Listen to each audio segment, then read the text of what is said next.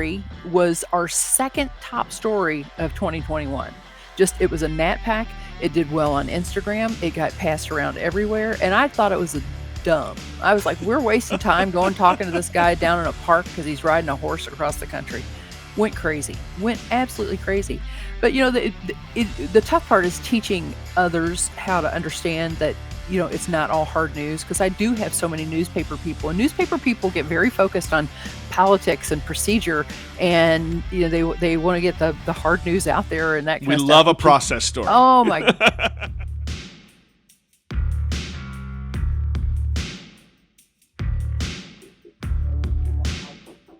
Welcome to the News Nirvana podcast. I'm your host, Nick Parker.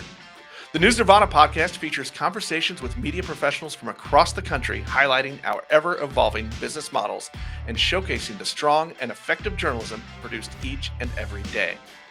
This podcast is made possible to you by the generosity of Town News. Town News delivers solutions, services, and guidance empowering local media organizations to thrive in an ever-changing digital world. Contact Town News today to learn more how they can help you thrive. Connect with them at townnews.com.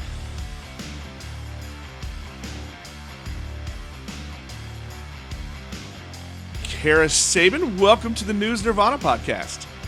Hey, Nick. Glad to be here. You are digital director for WDRB in Louisville. I'm excited to have another broadcast person on. I don't want everybody to think that just because I'm an old newspaper guy that I only bring print. Yeah, no, I actually started out in print and moved to radio and then to television and now to digital. So I'm into my fourth iteration of news. Well, there we go. Well, that's the fun of being old. Yeah. Look, I try not to say those things because I want to keep my my own self confidence higher. I don't want to remind myself of how long we've been doing it. But I think it's the fun of this show, though, too, is it's kind of a reminder that most of us, we're all doing a little bit of all of it now because of digital. We're doing video, we're doing the old writing, and so it all comes in. Well, tell me a little bit about WDRB and the market you cover. Well, Louisville is a top 50 market. We're in the upper 40s, and WDRB is an independently owned station. Block Communications out of Toledo, Ohio, owns the Toledo Blade, the Pittsburgh Post-Gazette, as well as 6 television stations and a couple of other a cable system. But it's a very small company owned by 2 brothers that live in Toledo. I have worked for WDRB for 19 years. This is my 20th year, and I've watched just a tremendous number of changes. We compete against all the big boys in Louisville. We have our competitors are Hearst and Tegna, and we just are fighting it all the time, and the other is Gray. So we do very well, though. Our website is averaging monthly in ComScore and on our Google Analytics. We are beating everybody except for the local paper, and it's a Gannett paper, and it's a really tough mountain to climb, but we beat them sometimes, but we don't beat them all the time. So really, we've gone from being not a digital property to being a very strong digital property really over the past 5 or 6 years. I've been the digital director since April of 2017, and since then we've almost tripled our annual page views, and that took a lot of focus from my bosses and everybody in our newsroom to see the value in that and where things were headed.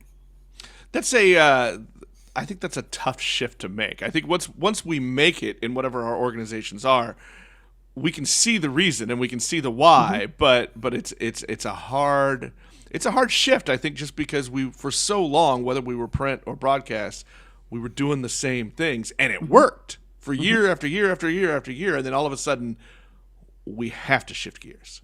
Yes. Yeah, and there's a new playing field every week.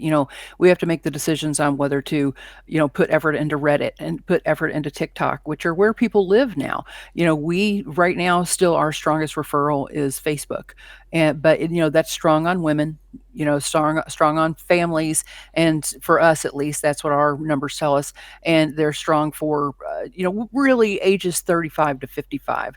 But if you want to get the younger viewers, then we've established a YouTube page that's still growing because we were late getting into that one.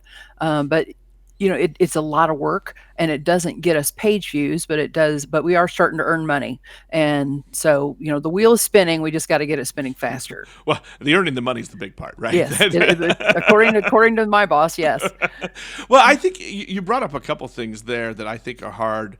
You know, there are a lot of digital tools, like you said, and I think the two things that make it really hard are one, Facebook, yes, is probably your biggest driver. I will say for my own digital service, it's my biggest driver, but it's a certain segment. It's women and families, and it's hard to know where to put your attention. I mean, you don't want to look away from the thing that's doing most of the driving, but you have to go get other audiences too. And then I think the second difficulty is doing a good job of engaging people through those tools, but you still got to get them to your website, and that's not always easy. No, the website is the number one priority, and we try and utilize a lot of different tools to get people to our website, our and to our app, which we hope to continue to grow as well. Combined between the app and our actual desktop or mobile website, we had 160 million hits in 2021. In 2020, which was an extraordinary year for COVID, and in Louisville, the Breonna Taylor protests, which were quite overwhelming, and what I won a digital Emmy for, There we which was go. see, I knew I'd work this in. We did nightly streams and followed police and followed the marches through Louisville every night. But our page views on in 2020 were almost 220 million hits. And Wow. when we're doing our year to year comparisons right now, we're really comparing 2021 to 2019 and see what the growth is there, which right now is about 19%. And we still feel like 2020 paid off for us, but it's tough to do the year to year right now because it was just such an extraordinary year for news in Louisville. Did that decision to make your comparison to 19 instead of 20 come quickly, or was there any thought of how can we sustain, or do you No, just know? there was I mean, that's we no. that's double the traffic. I mean, that's Yeah, we crazy. it was absolutely crazy off the charts. I mean, it was exhausting. I mean, the burnout factor for our newsroom across the board, and as our reporters who are out there on the streets. We had a guy who won Emmys for his coverage, but he was out there every night. He decided that that was going to be his thing, and people in Louisville were sending him messages and DMs and saying, "Hey, we saw you out there. You're doing great." Or they're totally trashing him because the media. I mean, that's what social Right. media does. But this guy lost 90 pounds, pounding the Wow. pavement, and because he wasn't a thin guy, and he lost 90 pounds, and he looks like a totally different human being. There were people who were out there really putting themselves on the line. We had local reporters get hit with tear gas. We had, our reporters were there when some shots were fired down near our Jefferson Square, which was the center of a lot of the protests and stuff. So, and we try and capture that and bring that back into digital, both in short clips that we can put on Twitter and short clips that we can put on other social media platforms. But we also did long form videos that did very well. And some of our views and our live views on Facebook on those nights, because Facebook Live is a really important tool for driving our Facebook page. We have more than 400,000 followers, and for a market this size, that's pretty good. I mean, that's up above all the individuals in our market and all the other TV stations. So we felt like we had done, and a lot of that was driven because of 2020, and so we've capitalized a lot on that, but it's come at a cost. Right. Well, I think you're the second guest that we've had on this podcast that's mentioned like that. We had Alan Fisco from Seattle Times earlier, and he said the same thing. The weirdest thing to come across his desk was to approve purchase of body armor for Yeah, reporters we did that. or private security, and he's like, We did I that. I never thought that would be something I'm approving. We had fencing and boarded up windows for over 6 months because it was pretty rough. And our TV station really was just a block off of that main square. And so we were pretty close and sometimes could hear what was going on. We felt a lot better with having things covered. We have coatings on all of our glass now, too. Yeah, not things we're used to in No. local news coverage, right? No, but, Just they get that in other countries. right. Journalists have always put themselves out on the front line, and I think that that's a freedom of speech issue, and people keep forgetting this, and, I answer a lot of feedback emails and stuff on our website, and probably you do too, and, the feedback is, one way or another, either we love you or we hate you, but there's no winning. There's no winning. You could it's so divisive now when being out there in the media that, a lot of people are just not even gonna continue in the business or get into the business, and that's unfortunate. And, Yeah, that was part of the hiring issue that you and I initially had talked about a little. yeah, and I think there's no winning when you get into social media commenting. It's just Oh, well, I'm curious. Then, what's your and maybe you don't do this publicly, but what's your pushback to the narratives of mistrust in media? well, I put my name on all of the responses that I do in email. Now, I answer as the station in our Facebook inbox and in our other DMs. But our pushback is, you know what, you have a choice, and we encourage you to make multiple choices. Watch us, watch the other guys, decide for yourself. Don't just, you know, lash out at what you don't agree with. Try and understand it. I've always been a firm believer that, I listen to podcasts and talk shows that I don't agree with because I think you should know your enemy. And I try and encourage people in that same sense. Know your enemy and understand what their thinking is, because it helps you understand the world, and it helps you understand society right now. Yeah, I think you said there you put your name on emails Mhm. and things, and I think that's an important thing. I think for a lot of us to remember is we've got to be a face that they can know, because if they don't Mhm. know and recognize you, they're never going to trust you. If you're just a voice and just on the screen only, right? You've got to be Mhm. out there. Yeah, you can't be a generic mailbox. When I respond to people, I after many years in various media jobs, I came home to Louisville. I grew up here, and now that and I was a gypsy for a while and got hired and fired and moved around, and now I've been at WDRB for so long. I will tell people, look, I grew up in Louisville, and I have seen things, and I was in forced busing in the 1970s, and I lived through all the things that you did too, and I want you to understand that it's not just somebody coming out of here who doesn't know Louisville the way I do. Market knowledge is very important, I think. Absolutely, and I think putting it out that you're a source for that knowledge is big, right? To let them know that It is. that you're a part of. You know what? On that same kind of thread, how do you, as a digital producer, how do Mhm. you encourage your reporters and your staff to be on social media so that they are out there and they are recognizable and humans, part of the community that people can get to know? What's your Some do it strategy better than there? others. Some do it better than others. It's always a constant battle because we're still trying to find our identity. And so we try and encourage them to have their identity. Our goal is to send out a digital producer with all of our new reporters as they go out onto the streets, and just spend a day with them to say, you know what, you could be taking a picture of this and that and getting it back to the web team so that we can utilize it in other ways. But you can also put this on your page. And what we tend to find is that each reporter that is out on the streets will find their home. We have people who live on Instagram, and we have people who live on Twitter. Not so much with the younger reporters do we get them on Facebook, where we get a lot of referrals. We still get the most referrals from direct traffic and from Google, but Facebook is a strong number three. And we want them to be involved in Facebook, and that's a little tougher sell because Facebook is getting a big exodus from people who are under 30, and I'm not. So I try and tell people, it's tough. Our strategy is to get them to be everywhere, but the reality is that they do have a job to do, and very often our reporters are sent out to do a package and a VOSOT, and sometimes pick up another VOSOT. To be on the air. So sometimes they're doing 3 stories in a day, plus trying to come back and help us establish their digital story, which also has their byline on it. So they want to have some sort of an approval process. So it all goes hand in hand, and we try and get better at incorporating the social media stuff.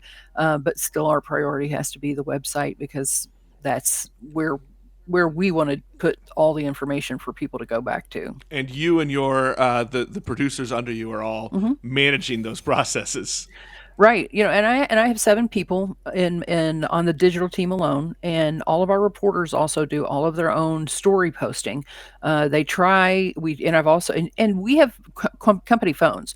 So and I'll remind them of that you have a company phone for a reason, and we need you to make sure that you're giving us videos and Facebook lives and pictures and ways to illustrate your stories. So, we're getting that in all the time, and we are trying to talk about the best way to use the information and the pictures and the all the assets that they give us all the time. I mean, we there are times when we really don't spend a lot of time getting up and taking care of things, or going to long meetings, because we are that busy, even with 7 people right now.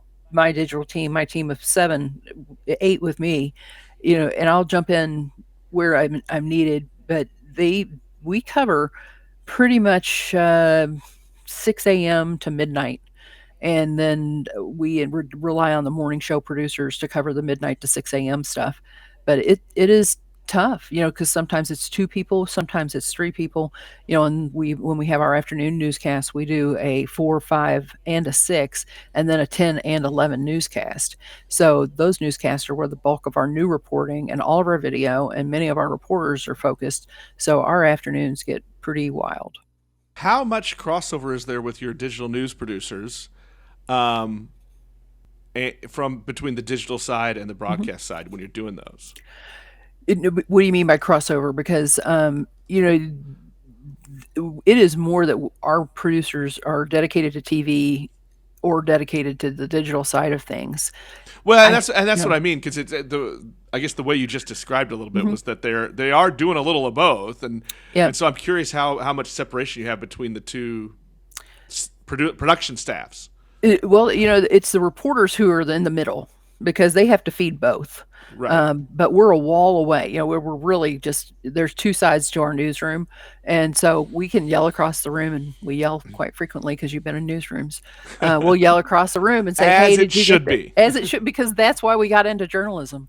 And you yell across the room and you say, "Hey, did you get this?" Or "What's our latest on this?" Or and sometimes you have to coordinate with, what are you going with on air? What are you going with on the website? Because you can't just be a lone wolf. You have to make sure that everybody is representing the best interest of WDRB.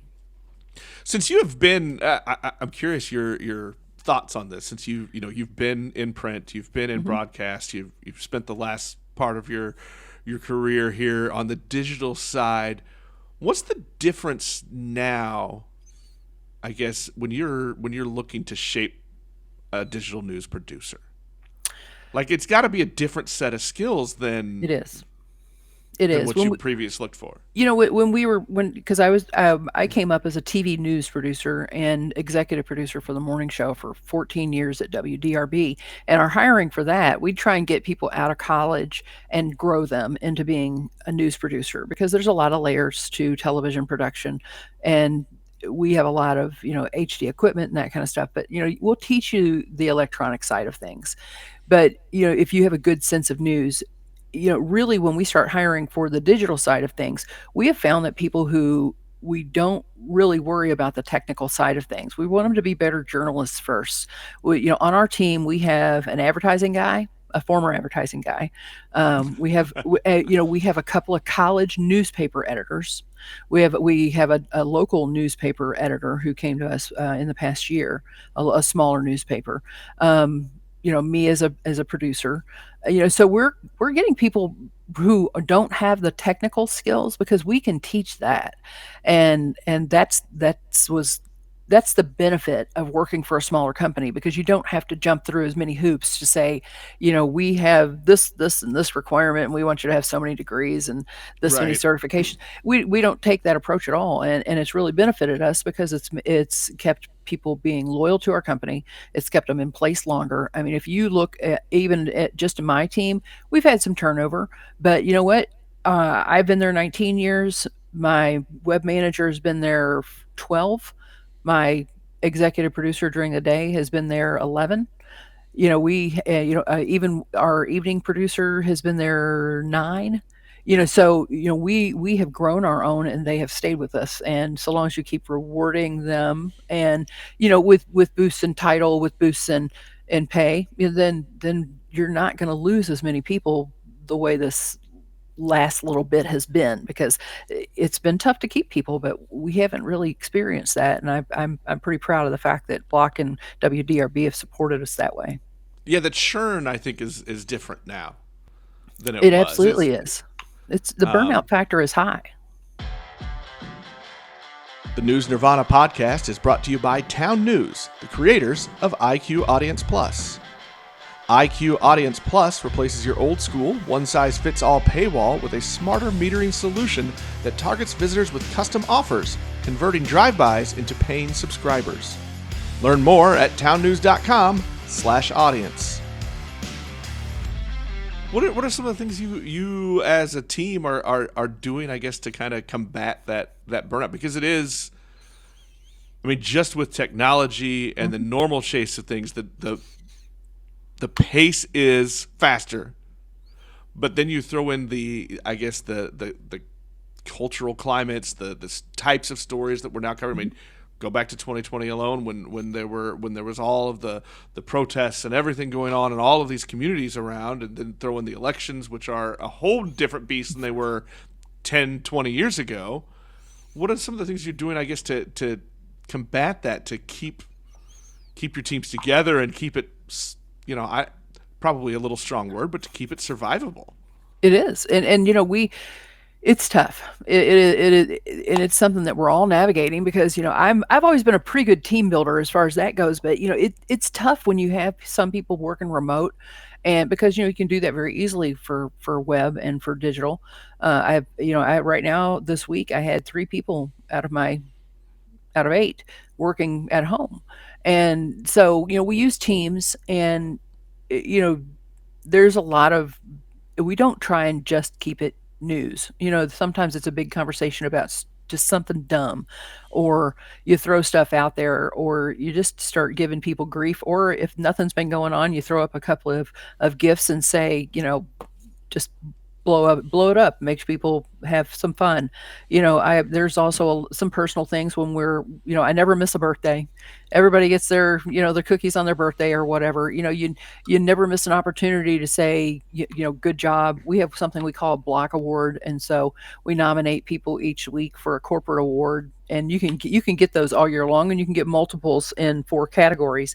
But we're it right now we're still learning how to keep people motivated, because the reality is that this industry has just been exhausting, and it's really tough to keep people, because the speed at which your head is just turning. I'll be putting my purse on my arm to get ready to go, and something will drop, and I sit back down.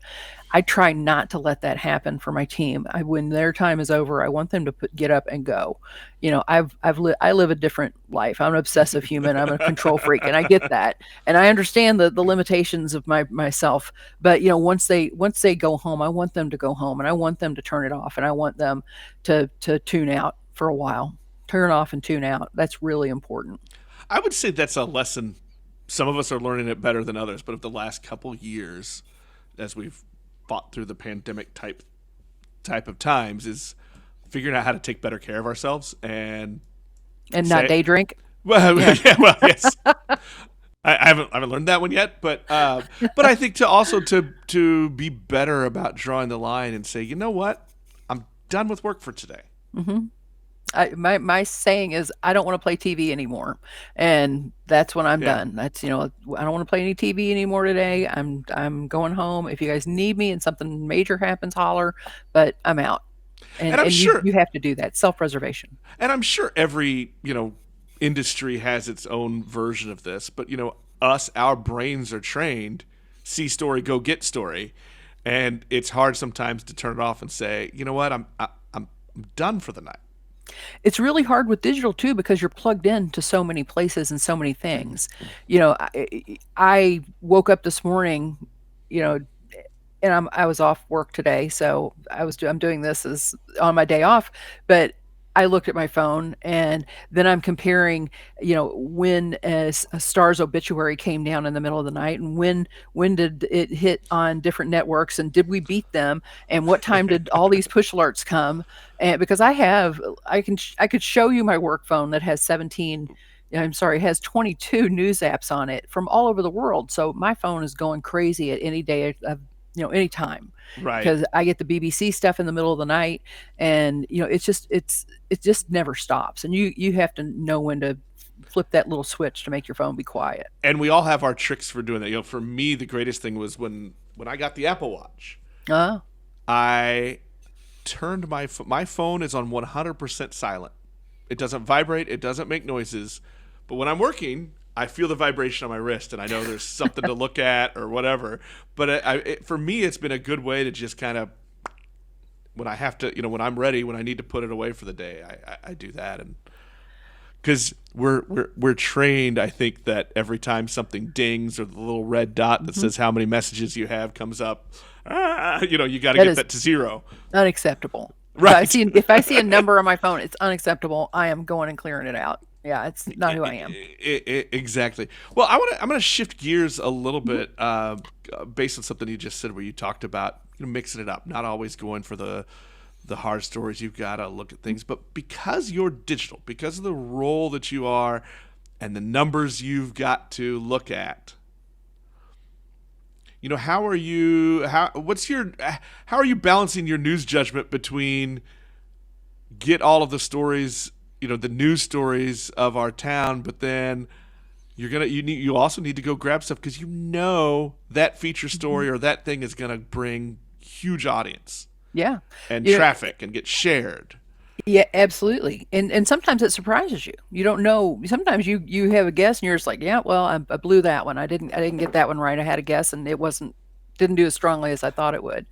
But you know what? One of the stories, or the dud interview that gets passed everywhere, happens all the time. And I was just going to mention this. We had this guy come through town, and we sent a photographer out to get a nat pack on this guy who was just riding his horse from California to Kentucky to compete in some horse show, and he was riding it without a saddle. So this is a bareback rider all the way across the Rockies and everything. Ouch is right. But you know what? This guy was really media forward, and he was well spoken. The horse was a lot of personality, strangely enough, and horses are big here. But that story was our second top story of 2021. It was a nat pack. It did well on Instagram. It got passed around everywhere. And I thought it was dumb. I was like, we're wasting time talking to this guy down in a park because he's riding a horse across the country. Went absolutely crazy. But the tough part is teaching others how to understand that it's not all hard news, because I do have so many newspaper people, and newspaper people get very focused on politics and procedure, and they want to get the hard news out there and that kind of stuff. We love a process story. Oh my and I do too, to a point. But my background is radio, my background is television, and those stories to me are 30 seconds and 4 sentences.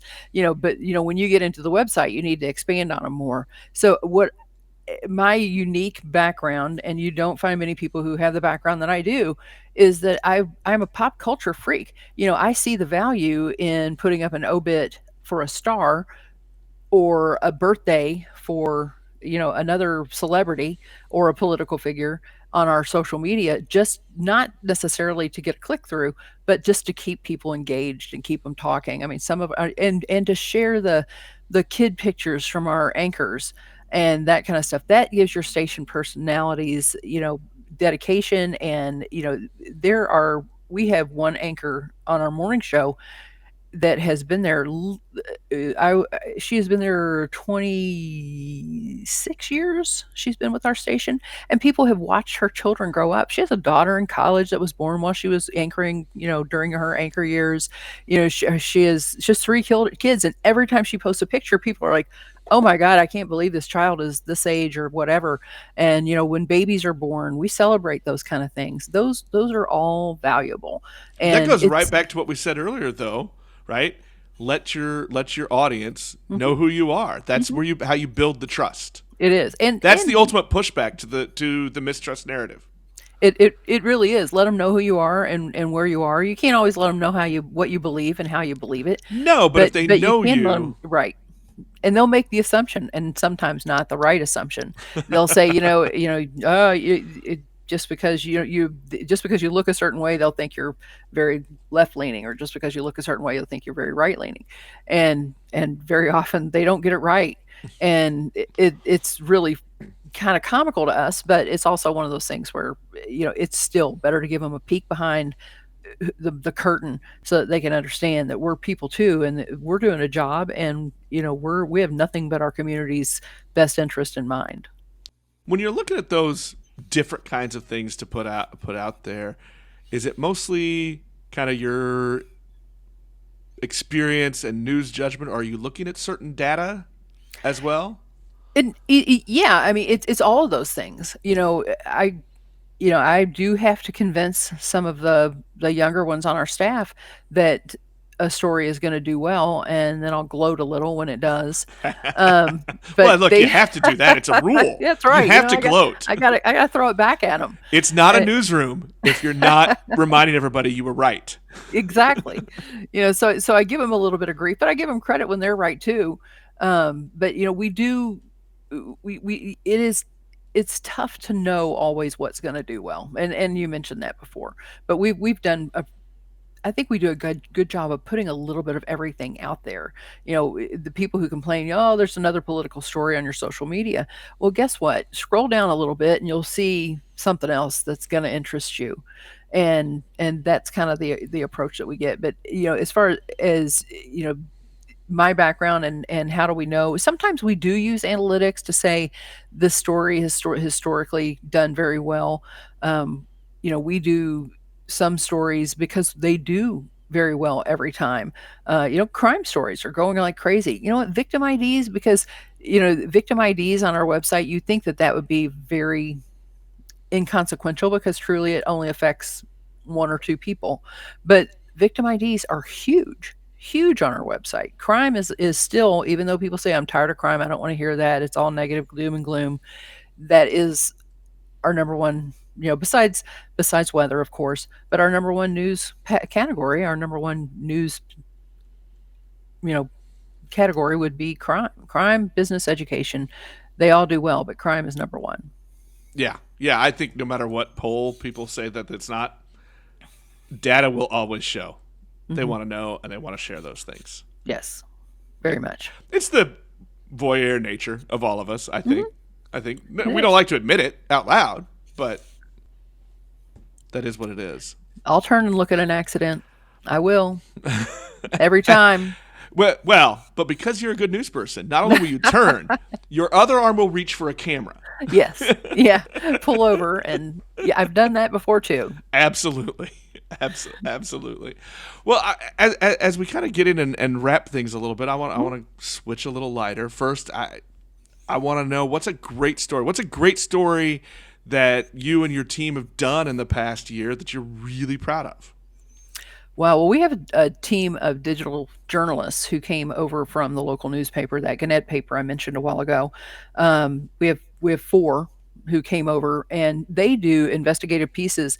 One that was very much reliant on FOIA and lawsuits was one by one of our reporters, Riley. Jason Riley and Travis Ragsdale did a story on a Louisville police detective who was drunk responding from a LMPD party to a shooting, Oh, a wow. very high profile shooting.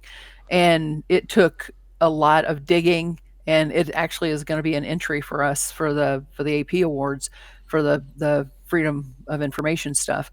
And this was a story that you know Jason dug in and looked through paperwork and just looked at everything, used his sources, and he did an amazing job of reporting on this story. So, when you get a story like that, then our another of our reporters, our digital reporters, does a podcast called Uncovered, and he went and he did a podcast on that and talked to Jason, and that also did very well. And so that gets embedded in all of the different steps of that story, And it actually has had a lot of traction this year, and I'm proud of the fact that we're doing good journalism in addition to putting up staff baby pictures. That, like I said, there's a little bit of something for everybody, but there's real journalism going on, and it's going on at TV stations, and people keep forgetting that because we're not all the old gray ladies anymore. Media has evolved, and you're competing against people who anybody with a podcast or anybody with a website can get on YouTube and start throwing around what they say are facts, and they don't back them up. And then, that's what people hear, and they want to challenge you. And those people don't get sued, and we would get sued, and we can actually back things up with facts.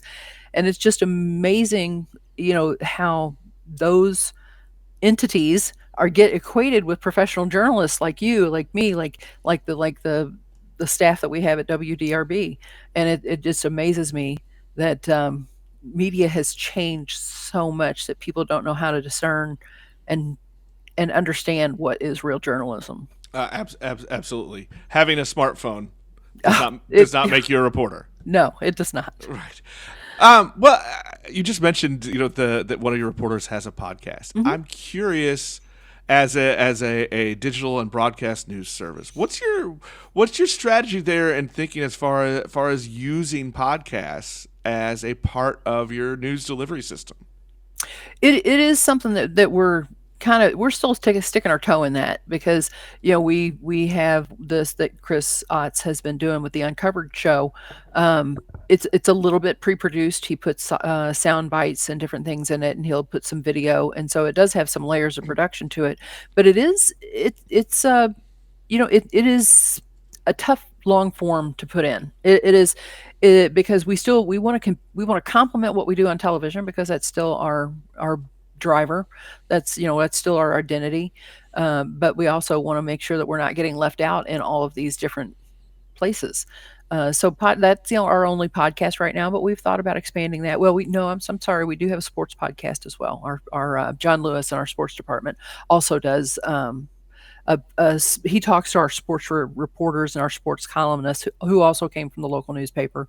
We're I believe the only website in the country that have gone in and given opportunities to newspaper people to come over to the broadcast side, and really it's benefited our website a lot.